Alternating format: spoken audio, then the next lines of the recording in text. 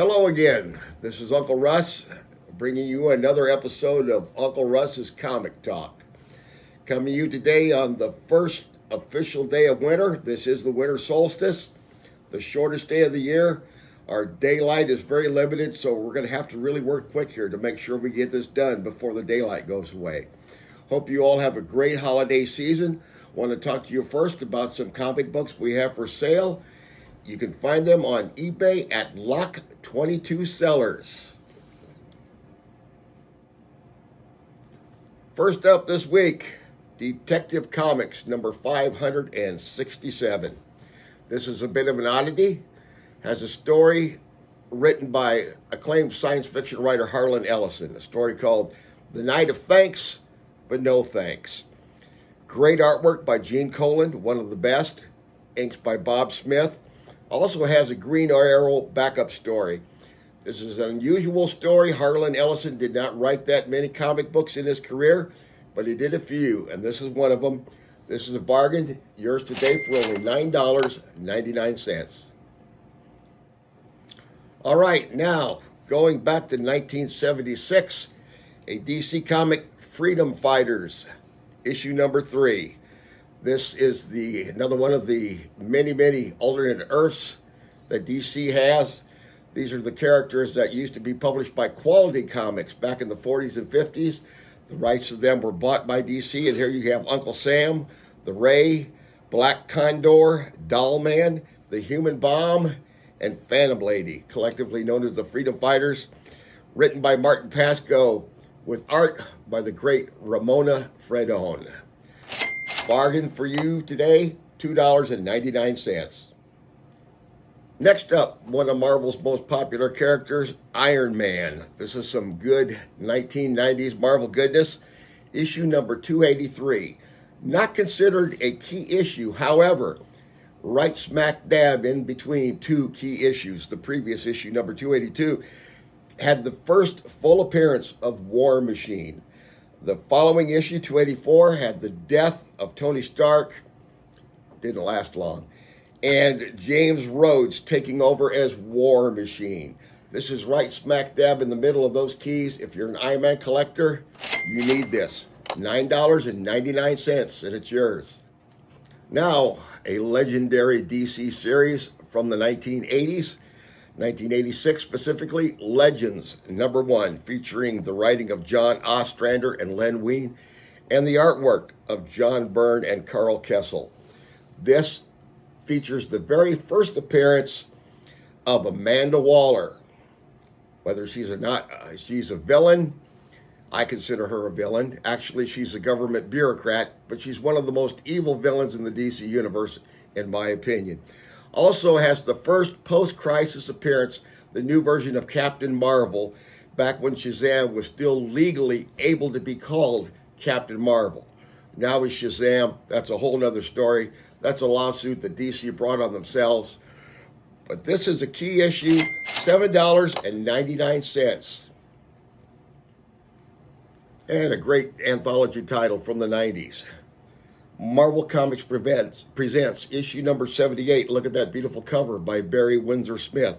This contains chapter 6 of the ongoing Weapon X storyline involving Wolverine, with art by the great Barry Windsor Smith. Also has stories featuring Hulk and Selene, Iron Man, and Sergeant Fury and his Howling Commandos teaming up with Count Dracula. Doesn't that sound like fun? This is a bargain, $3.99. All right, next up, Marvel Super Action number 1, one of many reprint titles that Marvel has published over the years. The most famous one, of course, being Marvel Tales. But these are the kind of books that used to always end up in the quarter bins, the 50-cent bins, even the dollar bins. Not anymore. These have grown in value incredibly. This is a reprint of Captain America, issue number 100, which was actually the premier issue of Captain America, having his own title. Prior to that, up through issue 99, it was Tales of Suspense. This has the work of Stan Lee and Jack Kirby. This is a steal at $9.99. The original in good shape will cost you darn near $900, $1,000. This is a real buy, and the reprint books are going up in value. Next up, Ronin, book number 1. The classic by Frank Miller, critically acclaimed, highly sought after. This is the first edition of book number 1. One of the best post-World War III stories ever done in comic books. This can be yours today for $5.99 by the great Frank Miller. All right, and also available this week, Star Trek Annual number 1. Back in the 80s, Star Trek was published by DC Comics. This was their first annual.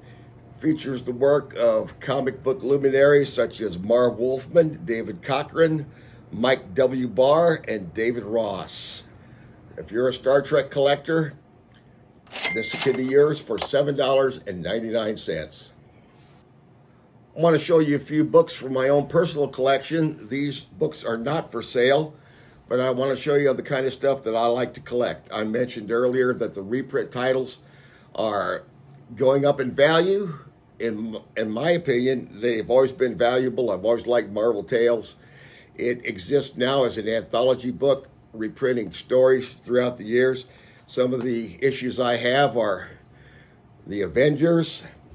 These commonly feature, very notable, important stories of the past. I also have Iron Man, reprinting his first story, and several others. Thanos. Also, the Thunderbolts. And this is one I just picked up a few days ago. This is the current issue of Marvel Tales, Origin of Marvel Comics.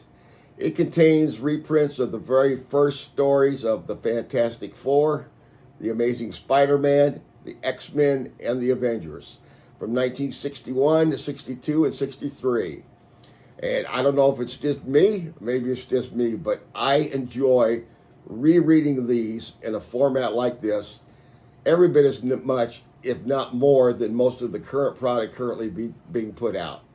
It's a very, very different time. One of my favorite lines in the Fantastic Four origin story has to do with the race to get that rocket into space, because we can't let the commies get there before us.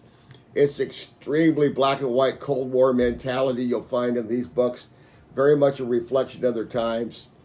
And the best thing in the Marvel Tales are you will find in every issue a 2-page introduction, historical introduction by one of Marvel's best editors and writers over the years, Ralph Macchio.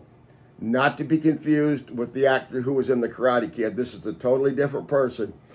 But these 2-page introductions, giving the historical behind the scenes, is worth the cover price for me. So this is an $8 book that I will pick up every time I get a chance. That's a little bit of what I'm interested in collecting. We'll talk about some more next week. Hopefully you found something that you like today. If you'd like to purchase any of these books, check for the links in the description below. There'll be more books for sale every week. Lot 22 sellers on eBay.